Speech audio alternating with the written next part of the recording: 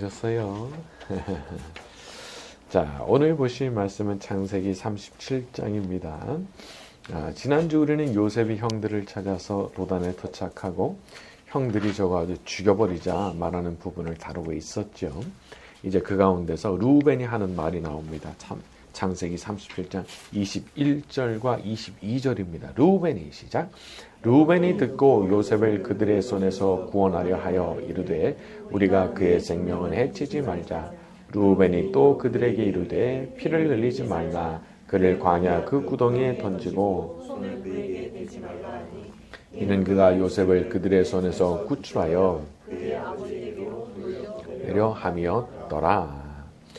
여기도 역시 하나님의 은혜의 역사가 나타납니다. 그것은 제일 큰 형이었던 루벤이 요셉을 죽여버리려고 하는 형제들을 말린 거죠. 자, 누군가 나한테 호의를 베풉니다. 근데 내가 미처 전혀 예상하지 못했던 사람인데 나한테 호의를 베푸는 거예요. 그러면 여러분, 이거는 그냥 되는 게 아닙니다. 여기는 분명히 하나님의 개입하심이 그 안에 들어있는 거예요. 만약 이 자리에서 루벤이 그렇게 말리지 않았다고 하면은 요셉 진짜 죽을 수도 있었던 거죠. 하지만 하나님께서 루벤의 마음을 움직이셔서 그 계획을 실행하지 못하게 하신 겁니다. 우리 하나님은 사람의 마음을 주관하시는 분이시죠. 그분께서는 얼마든지 누군가의 마음을 움직이셔서 나를 불쌍히 여기고 날 도와줄 마음을 먹게 만드실 수 있는 분이십니다. 지금 혹시 누군가 정말 사심없이 나를 돕고 있는 분이 있다면 우리가 알아야 되는 거예요. 그분들 뒤에 누가 계시느냐? 하나님 계신 거예요. 하나님께서 돕도록 하시기 때문에 날 도와주고 있는 거예요. 특히나 적대적인 환경 가운데 있을 때 아무도 날 도와줄 사람 없다 싶었을 때 그런 일이 일어나는 거는 이거는 거의 100% 하나님 하신 일이라고 봐야 되는 겁니다. 그러니까 인간적으로는 도와줄 사람이 없는 거거든요. 그런데 이상하게 생각지도 않았던 사람이 나타나서 날 돕는다. 이건 100%인 거예요. 하나님 뒤에 계신 거예요. 우리가 사실 살아오면서 그런 상황을 얼마나 많이 경험을 해왔습니까? 하나님께서 도와라 명령하시면 도와주게 되는 거예요. 그러니까 나는 그냥 하나님 앞에 나가서 빌고 호소하는 거, 요것만 잘하면 되는 거예요. 사람 보고 사람 찾아가서 아쉬운 소리 하는 거, 이런 거보다 내가 하나님 찾아가서 하나님 앞에 울면서 호소하는 게 100번 1000번 나은 거예요. 사람한테 찾아가서 말하는 거 민망하기도 하고 내가 참 초라해지기도 하고 또 들어줄지 말지도 사실 모르는 거잖아요. 하지만 우리 하나님께서 나의 호소를 들어주시면 누구한테 명령하시는 거죠. 너 가서 아무개 도와줘라. 그렇게 되면 사람이 하나님께서 자기한테 시키셔서 하게 되는 일인지도 모르는 채로 사람이 그 일을 합니다. 시키시는 줄도 모르고 그 일을 해요. 루벤이 딱 그런 케이스거든요. 하나님께서 자기한테 시키셨다. 그런 생각 했겠어요? 전혀 아니죠. 그냥 자기 마음에 그렇게 하고 싶어서 한 것이겠지만 사실은 하나님께서 은밀하게 마음을 움직이셨기 때문에 그렇게 하게 된 거죠. 자, 우리가 기도할 때도 우리가 하나님 앞에 호소할 때도 우리 하나님께서 누군가에게 명령하셔서 그 마음을 움직여 우리를 돕게 하실 줄로 믿습니다. 자, 우리 23절부터 27절로 갑니다. 요셉이 시작. 요셉이 형들에게 이르매 그의 형들이 요셉의 옷 그가 입은 채색옷을 벗기고 그를 잡아 구덩이에 던지니 그 구덩이는 빈 것이라 그 속에 물이 없었더라. 그들이 앉아 음식을 먹다가 눈을 들어본즉 한 무리의 이스마엘 사람들이 길르앗에서 오는데 그 낙타들의 향품과 유향과 모략을 싣고 애국으로 내려가는지라. 유다가 자기 형제들에게 이르되 우리가 우리 동생을 죽이고 그의 피를 덮어둔들 무엇이 유익할까? 자, 그를 이스마엘 사람들에게 팔고 그에게 우리 손을 대지 말자. 그는 우리의 동생이요 우리의 혈육이니라 하매 그의 청교들이 청종하였더라. 여기 또 기가 막힌 참 우연히 등장을 하죠. 25절에 음식을 먹다가 눈을 들어본즉 이스마엘 사람들이 애굽으로 가고 있더라는 거예요. 하필이면 그날 그 시간에. 만약 형들이 양치던 장소를 도단으로 옮기지 않았다면, 그리고 요셉이 그 형들을 기어이 찾아가지 않았다면, 또 이 상인들이 그날 그 시간에 그 자리를 지나가지 않았다면 오늘날 우리가 알고 있는 요셉의 스토리는 없는 거죠. 그러니까 계속해서 이거 인간이 볼 때 우연에 겹치는데 그렇게 아주 희한한 자리가 만들어지는 이유가 뭐냐? 하나님께서 행하고 계신 거죠. 우리는 우연을 만들 능력이 없습니다. 누가 감히 그런 일을 하겠습니까? 그러나 우리 하나님은 하시죠. 능히 하실 수 있는 분이시죠. 그리고 아주 은밀하게 행하시는 겁니다. 자취를, 흔적을 찾을 수가 없도록 말이죠. 요셉의 형들이 도단으로 옮길 때 상인들이 이리로 지나갈 줄 알고 옮겼나요? 천만의 말씀이죠. 요셉이 찾아올 줄도 몰랐어요. 그냥 떠오르는 대로 다 이렇게 했을 뿐인데 그냥 그렇게 일이 돼버리는 거예요. 바로 그 정확한 그 자리 그 시간에 상인들이 지나가면서 유다의 제안이 먹히게 하시고 요셉이 이 사람들에게 팔리게 하시는 거죠. 우리 하나님께서는 우리 눈에는 그저 우연으로만 보이는 가느다란 실을 가지고 옷감과 옷을 만드는 장인 같은 분이신 겁니다. 그 수많은 우연의 실들이 어디서 어떻게 모이고 어떻게 흩어지고 어디로 들어가고 어디로 나가고 어디서 묶이고 어디서 잘리는지 모르겠는데 하여간 나중에 보면은 어느 순간 너무 아름다운 옷감이 돼 있고 또 그게 막 잘리고 꿰매지고 하면서 어느새 너무 아름다운 옷이 돼 있는 거예요. 그걸 보고 놀라게 되는 거예요. 저는 이런 부분을 묵상하면서 다시 한번 참 우리의 이 모든 우연을 주관하시는 하나님 앞에 경배의 마음을 가지게 됐어요. 또 그리고 한편으로는 참 그런 분께서 나를 사랑해 주신다는 사실, 그분께서 나를 자녀 삼아 주셨다는 그 사실이 너무 안도가 되더라고요. 지금도 내가 보이지 않게 우연의 실들이 너무 많이 이렇게 있지만 이 모든 것이 그냥 엉켜 있는 것이 아니고 우리 하나님 손 안에서 잘 아름다운 옷으로 만들어지고 있겠구나 생각을 하니까 그 마음이 안심이 되는 거예요. 우리의 우연의 장인이신 우리 하나님께서 우리의 삶에 일어나는 모든 일 가운데도 지금도 역사하고 계시는 줄로 믿습니다. 자, 또 한 가지 보고 싶은 것은 유다의 말입니다. 26절에 우리 동생을 죽이고 무엇이 유익할까? 27절 손대지 말자. 그는 우리의 혈육이니라 하매 형제들이 청종하였더라. 저는 이 부분을 보면서 이 리더십이라는 건 이런 거구나 그런 생각을 하게 됐어요. 다들 다른 생각 품고 있어요. 감정에 사로잡혀가지고 막 흥분해가지고 감정대로 움직여서 사고 칠 마음을 다 품고 있어요. 그런데 그 중에 한 사람이 이걸 딱 막아주죠. 생각해 보라고. 지금 우리가 동생 죽여가지고 뭐 얻을 거냐고. 지금 잠시 기분은 후련할지 몰라도 나중에 동생 죽이고 평생 그 죄책감 어떻게 품고 살 거냐. 이제 그런 식의 얘기를 하고 있는 거예요. 자, 이런 일을 할 수 있는 사람이 누굴까요? 자, 이런 일을 할 수 있으려면 일단 지혜가 있어야죠. 남들은 보지 못하는 거를 나는 보고 있어야 돼요. 그래야 되는 거예요. 그 지혜가 필요한 거예요. 그리고 그 다음으로는 그 지혜를 전달하고 다른 이들이 하려고 하는 것을 가로막을 수 있는 결단과 용기도 필요한 거죠.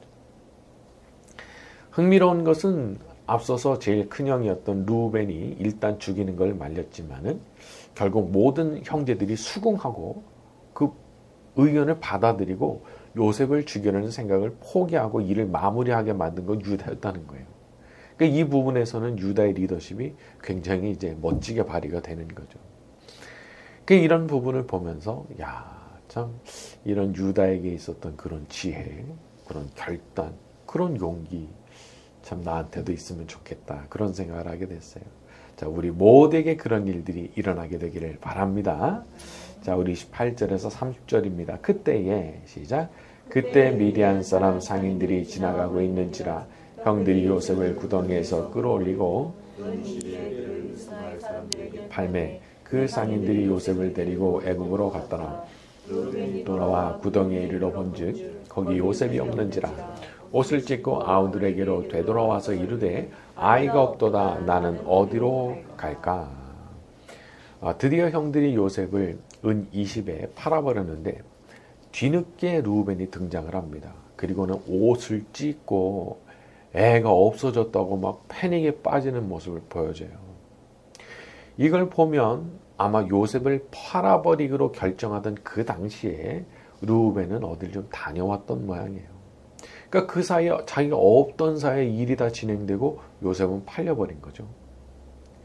저는 이 부분을 보면서 아마도 르우벤이 거기 있었으면 안 되는 거였나 보다 그런 생각을 하게 됐어요. 왜냐하면 르우벤은 일단 요셉을 무사히 돌려보내는 것을 우선적으로 생각하고 있었거든요. 그러니까 만약 이 형제들 사이에 회의가 있었던 시점에 같이 있었다 그러면은 요셉을 팔아버리는 거에 동의를 하지 않았을 수 있는 거죠. 자, 그러면 하나님께서 뜻하신 바가 결국에는 이루어지지 못하는 거잖아요. 살다 보면 어떤 일들은 우리가 너무 마음이 아프고 내가 진짜 실수했다 싶은 일이 있습니다. 내가 만약 그 자리에 있었다면은 그런 식으로 르우벤처럼 내가 그 자리에 있었다면은 이런 식으로 자책을 하게 되는 일들이 있어요. 그런데 만약 내가 아주 고의적으로 한 일이 아니라면, 내가 악의를 가지고 한 일이 아니라고 하면 거기에는요 하나님의 뜻이 있으실 수도 있는 거예요. 물론 지금은 비극으로 보이고 정말 요셉한테 큰일 벌어졌다, 큰일 났다 싶지만 사실 이 일은 먼 훗날 영광의 자리로 요셉을 보내시기 위한 하나님의 밑작업이었던 거죠.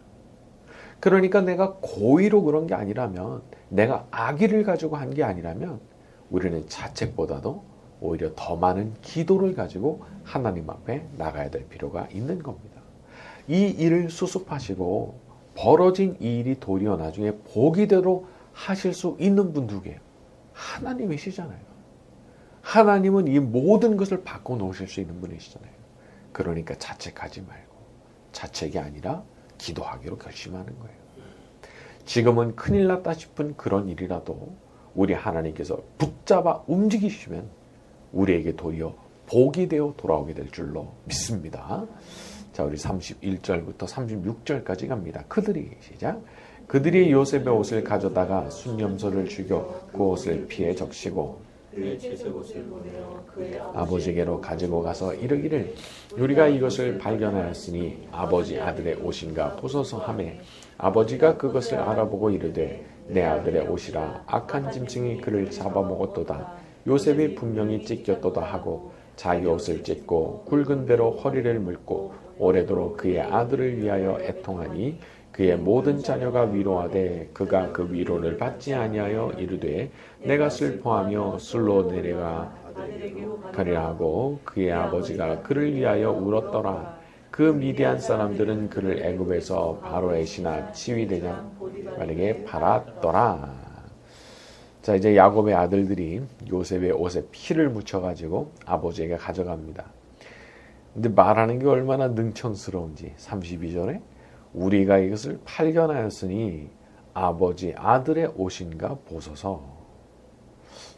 저는 이 부분을 보면서 이게 부모 자식 간에도 이렇게 거짓말을 할 수 있는 것이 이게 인간 세상이구나 그런 생각을 하게 됐어요. 아버지가 얼마나 고통스러웠을까요? 35절에 내가 스올로 내려가 아들에게로 가리라. 이 나이 많은 야곱이 내가 내 아들 따라서 죽어야 되겠다고 그렇게 울었다는 거 아니에요. 저는 이런 부분을 보면서 참 우리 삶에는 이런 일이 벌어지지 않기를 간구해야 되겠구나라는 생각을 하게 됐습니다. 그게 내 가족이든 누구든 누군가의 거짓말로 인해서 내가 그 거짓말을 홀딱 속아가지고 이렇게 고통스러운 일을 겪게 된다면 진짜 끔찍한 일이라고 하지 않을 수가 없는 거죠. 일단 지금 우리 가족들 안에 이런 일이 벌어지지 않고 있다고 하면 그것만으로도 일단 감사해야 되고 앞으로 이런 일이 벌어지지 않기를 기도해야 되겠구나. 그런 생각이 드는 거예요. 세상에 당연한 건 없더라고요. 당연한 거. 모든 것이 하나님 베풀어 주시는 은혜로 그렇게 되는 거지. 그러니까 뭐 당연한 편함, 평안함, 당연한 뭐 솔직함, 당연한 화목함 이런 거 없는 거더라고요. 당연 누구 마음대로 당연해요. 거기 평안이 있어요. 하나님 은혜가 있었기 때문에 평안한 거예요. 화목함이 있어요. 하나님 은혜가 있었기 때문에 화목한 거예요. 거기에 진실한 관계가 있어요. 하나님 은혜가 있었기 때문에 진실한 관계가 이루어진 거예요. 항상 우리 하나님 베풀어 주시는 은혜로 우리 모두의 가정 가운데 화목함과 진실함과 거짓 없는 사랑이 충만하게 되기를 바랍니다. 자, 그리고 한 가지 더 보고 싶은 것은 야곱이 그렇게 고통을 당했지만 나중에는 하나님께서 아주 꿈만 같은 일을 만들어 주신다는 거죠. 사실 그간에 얼마나 고통을 당했겠어요. 자식이 먼저 세상을 떠나는 거, 부모한테 뭐 그 이상 되는 충격이 있을까 싶은데, 하지만 하나님께서 야곱에게 아주 꿈만 같은 일을 만들어 주시는데 죽은 줄 알았던 아들이 살아서 돌아올 뿐만 아니라 애굽의 총리가 돼서 돌아오죠. 여러분, 우리가 속단하면 안 되는 겁니다. 아직 끝난 게 아니에요.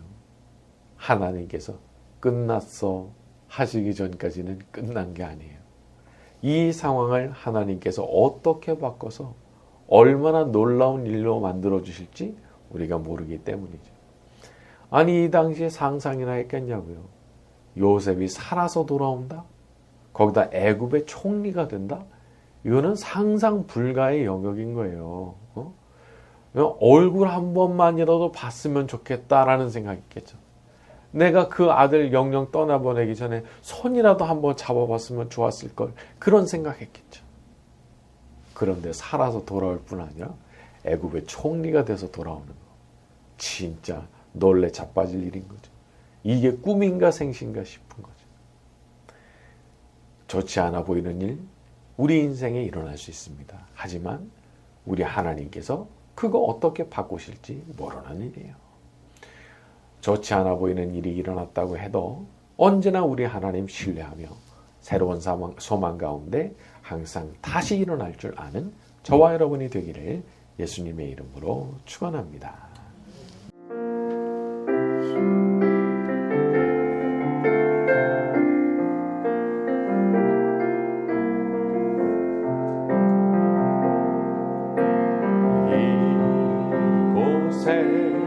생명샘 솟아나 눈물 고작 지나갈 때에 언짢아 열매 맺히고 웃음소리 넘쳐나리라. 이곳에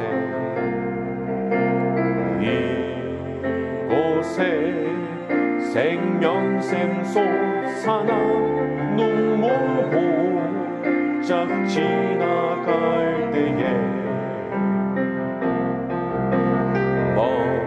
언짢아 열매 맺히고 웃음소리 넘쳐나리라.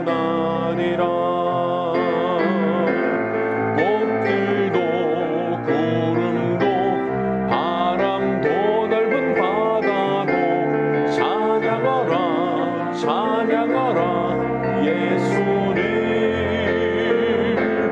하늘을 울리며 노래해나 영혼아. 은혜의 주 은혜의 주 은혜의 주. 2절 갑니다. 그날에 하늘이 열리고 모든 이가 보게 되리라. 마침내 꽃들이 피고 영광의 주가 오시리라. 꽃들도 구름도 바람도 넓은 바다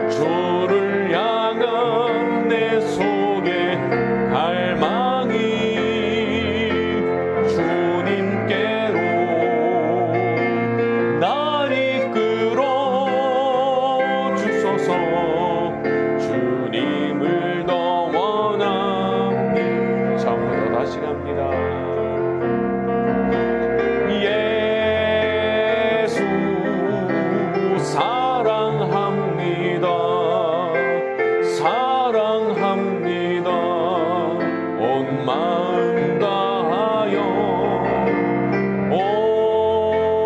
오직 주님 한 분만 간절히 더 원합니다. 넘쳐나네 넘쳐나네 넘쳐나네